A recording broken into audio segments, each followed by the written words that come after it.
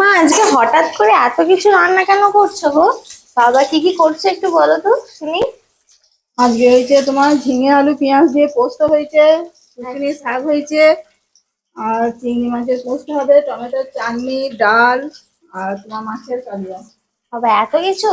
তো মা, হঠাৎ করে এত আয়োজন কি জন্য বলো?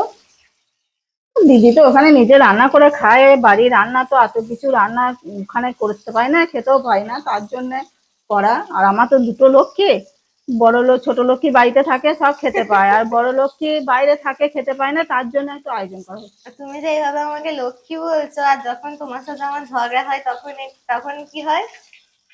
তখন তখন কিন্তু মায়ের কাছ থেকে এই লক্ষ্মীটা কিন্তু আসে না, মা ঠিক আছে? মহামায়া হয়ে যায়। যাই হোক, কিছু একটা হয়ে যায়। কারণ আমি বেশি আর কি আর একটুতেই রেগে বড়টা আমার যাই। লক্ষ্মী লক্ষ্মী বটে। না, এরপর কিন্তু আমার হিংসা হয়ে যাচ্ছে। না, লক্ষ্মী বটে তো। যাই হোক, তাহলে মা, রান্না তোমার কমপ্লিট হয়ে গেছে না এখনো না, করছো? ওবার কোনো হয়নি গো। বেশ, তাহলে এরপর তখন খাওয়ার সময় আবার আসবো, আজকে এইটুকুই থাক।